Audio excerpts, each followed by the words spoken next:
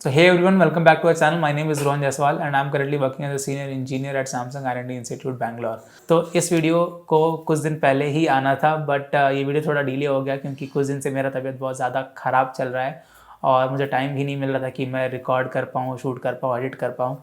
तो but this gate CSE का date बहुत सामने आ गया है, मतलब लाइक 3-4 दिन अप्रॉक्स बचे हुए हैं। तो मैंने सोचा यार कि बेसिक एकदम नेग्लिजिबल एडिटिंग के साथ बस तुमसे बात कर लेता हूँ ऐसे करके कि क्या क्या टिप्स एंड ट्रिक्स मैं शेयर कर सकता हूँ तुम लोगों के साथ, सो दैट कि एक्चुअल गेट एग्जाम में तुम लोगों को एटलीस्ट 5 से 10 मार्क्स का फ़ायदा हो जाए, ठीक है। And I can guarantee you that this will definitely help you in some way so that you will get some marks out of it, out of this video. Okay, so yeah let's start this video और topic पे आते हैं। तो इस video पे हम जानेंगे कि तुम कैसे तुक्का लगा सकते हो, ठीक है। टू बी मोर स्पेसिफिक जानेंगे कि तुम कैसे लॉजिकल और यू कैन से कि कैलकुलेटेड तुक्का कैसे लगा सकते हो, अपना क्वेश्चन सॉल्विंग अप्रोच को कैसे ठीक कर सकते हो, ठीक है। तुक्का तो मतलब बोल सकते हो कि तुक्का लगा सकते हो बट काइंड ऑफ मैं बताऊंगा कि तुम कैसे क्वेश्चन को अप्रोच कर सकते हो so that you can get up to the correct option in a faster way, okay.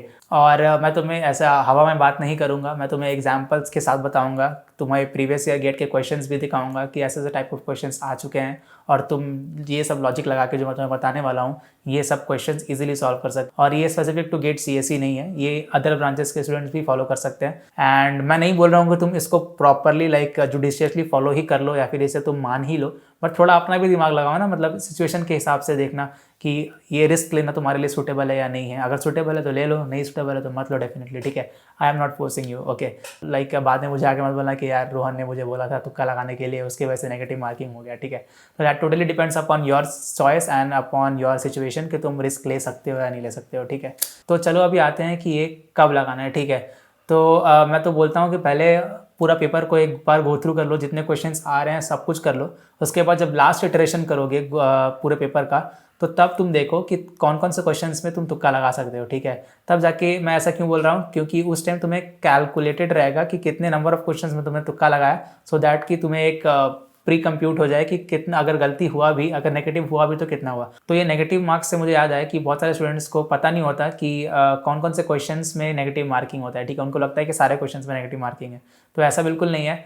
तो गेट्स में यूजुअली 3 तरीके के क्वेश्चंस आते हैं, NAT kind of question which is kind of fill in the blanks, दूसरा MCQ and third is the MSQ, right. तो NAT questions और MSQ questions में नेगेटिव मार्किंग नहीं होता है, MCQ क्वेश्चंस में नेगेटिव मार्किंग होता है, ठीक है। अगर 1 मार्क्स का MCQ क्वेश्चन है तो उसमें -1/3 ऑफ 1, और अगर 2 मार्क्स का MCQ क्वेश्चन है तो उसमें -2/3 ऑफ 2, ओके। तो ये रहा, तो इसलिए मैं बोल रहा हूँ कि एक ट्रैक रखना कि कितना नंबर ऑफ तुक्का तुम लगा रहे हो, ठीक है। ज़्यादा मत लगा देना वरना बहुत ज़्यादा लॉस हो जाएगा। तो चलो यार सबसे पहला ट्रिक के बारे में बात कर लेते हैं, या फिर यू कैन से कि सबसे पहला जुगाड़ के बारे में बात कर लेते हैं, जिसको यूज़ करके at least you will be able to solve some of the questions जिसके तुम कॉन्सेप्ट भी नहीं जानते होगे, ठीक है। तो सबसे पहला ट्रिक ये है कि using multiple values of n, ठीक है। तो लाइक कुछ कुछ क्वेश्चंस होते हैं ना जिनमें तुम n दिया हुआ होता है और तुम्हें आंसर फाइंड करना होता है। अगर तुम्हें याद नहीं आ रहा है तो let me take you to some of the standard GATE PYQs, okay.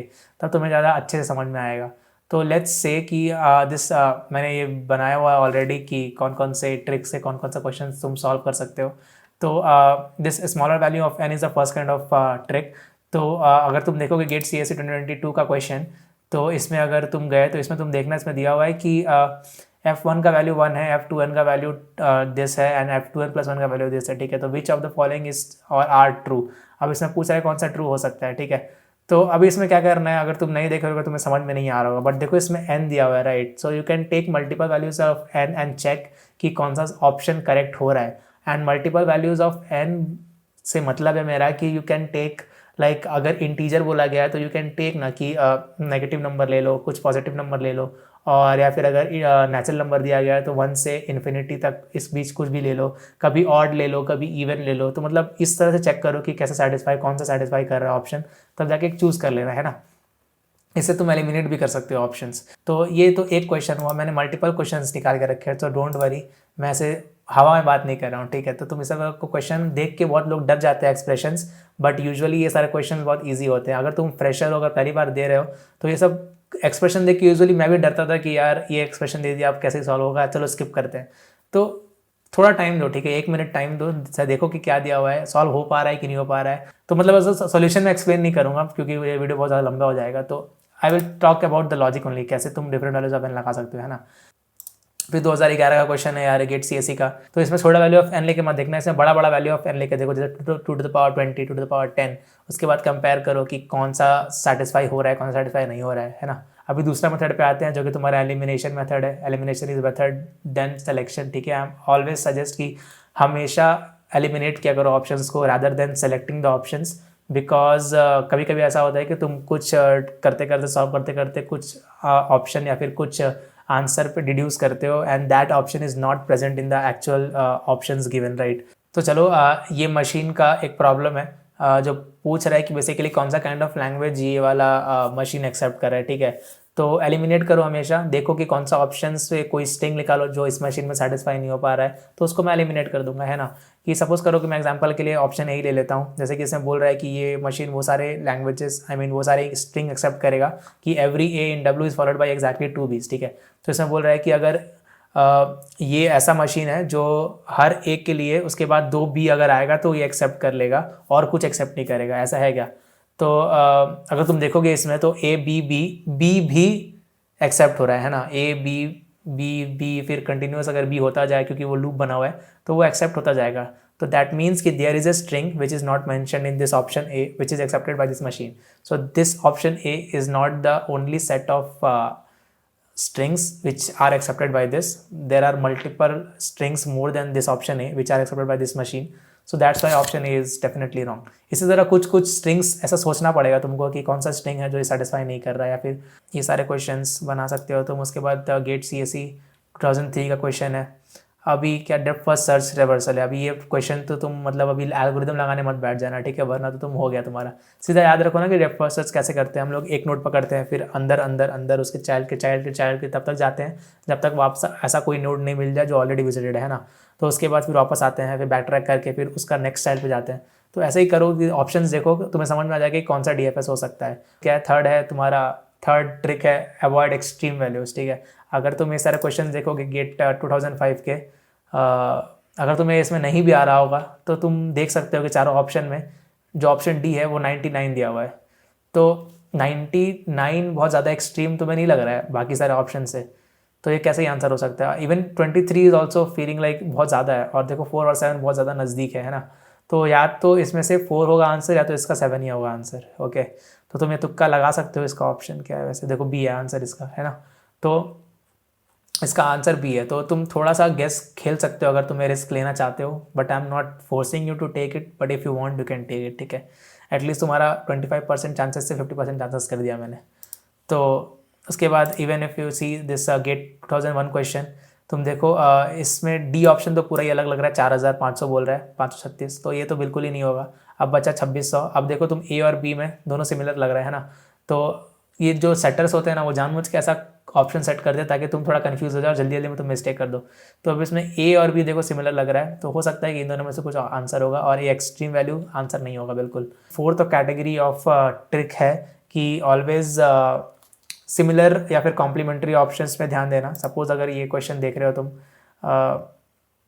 gx का वैल्यू ये है, hx का वैल्यू ये है, तो g of h of x and divide by h of g of x क्या ही होगा। तो अभी तुम अगर देखोगे ऑप्शन ए और ऑप्शन सी बहुत ज़्यादा सिमिलर है, तो इन दोनों में से कोई ना कोई एक आंसर होगा, that is definitely true. And if you see the second question, इधर भी देखो ऑप्शन ए या ऑप्शन बी में ज़रूर इन दोनों में से कोई एक आंसर होगा, क्योंकि ये दोनों सिमिलर दिख रहे हैं, बस एक प्लस और माइनस का अंतर है ना। उसके बाद इस पर आ जाओ, उसके बाद एन कपल्स, इसमें क्या लग रहा है तुम्हें, ऑप्शन ए और डी सिमिलर लग रहा होगा, बट इसमें फिर तुम एन का वैल्यू लेके भी तुम देख सकते हो कि क्या आंसर आ रहा है, ठीक है। मतलब छोटा सा एक एन का वैल्यू ले लो, फिर देखो कि कौन कौन सा कपल्स का कौन कौन सा पेयर्स बन रहा है, so that they can attend the party, okay. So if you see here the answer is B, okay. So neither A not D, same similar लग रहे हैं, but I am not telling you to rely fully on this. तुम्हें थोड़ा सा logic लगाना पड़ेगा। ये जितने भी मैंने ट्रिक्स बताए वो सारे ट्रिक्स अप्लाई करो और जो सही लगे फिर वो उसको अप्लाई करो, ठीक है। अभी फिफ्थ है कि यार please use the virtual calculator which is provided to you guys. Virtual calculator usually CSC वाले यूज़ नहीं करते हैं, उन्हें लगता है कि यूज़ में नहीं आता है, but listen to me, always देख लो कि कैलकुलेटर कैसे काम करता है, तुम्हें कैलकुलेशन में बहुत ज़्यादा हेल्प हो जाएगा, ठीक है। अगर तुम देखोगे 2019 सीएससी का पेपर, इतना रिसेंट पेपर बता रहा हूँ, the value of 3 to the power 51 mod 5 का वैल्यू क्या होगा, अभी देखो सर, अगर कुछ होगा, मतलब तुम्हें अगर नहीं पता होगा, वर्चुअल कैलकुलेटर भी इसका आंसर दे सकता है। अदरवाइज अगर तुम्हें पता नहीं होता तो तुम इसके साइक्लिसिटी में जाते कि 3 का साइक्लिसिटी कितना है, उसके बाद तुम उसको सॉल्व करने का ट्राई करते, राइट। बट कैलकुलेटर दिया हुआ है तो why not using the calculator bro. So that's it for this video guys. और अगर तुम्हें वीडियो थोड़ी भी अच्छी लगी तो please consider liking this video and subscribing my channel. मुझे सही में बहुत ज़्यादा खुशी होती है जब तुम लोग कमेंट करते हो, जब तुम लोग अप्रिशिएट करते हो मेरे वीडियोज़ पे, like how you can complete aptitude in just 10 days। वो वीडियो में तुम लोगों ने बहुत ज़्यादा मुझे अप्रिशिएट किया, मुझे बहुत ज़्यादा अच्छा लगा, इसलिए मैं ज़्यादा मोटिवेट भी होता हूँ ये सब वीडियो बनाने के लिए, ताकि तुम्हारा इन सम वे और द अदर हेल्प हो जाए, ठीक है। तो गेट एग्जाम के लिए, तुम लोगों को गेट एग्जाम के लिए मैं इतना मेहनत कर रहा हूँ, तो यार तुम थोड़ा सा मेरे लिए तो कर ही सकते हो, है ना। And all the very best कि गेट एग्जाम अच्छे से देना, और एग्जाम देने के बाद अपना एक्सपीरियंस ज़रूर शेयर करना मेरे साथ कमेंट बॉक्स में, ठीक है। मिलते हैं नेक्स्ट वीडियो में बहुत जल्द, तब तक के लिए bye bye. I don't listen to the haters, man, I treat them like the enemy. Had a couple traitors, man, but now they know the penalty. I tell them, see you later, fam, I do not need this jealousy. I got no time for failure, man, I wanna leave a legacy.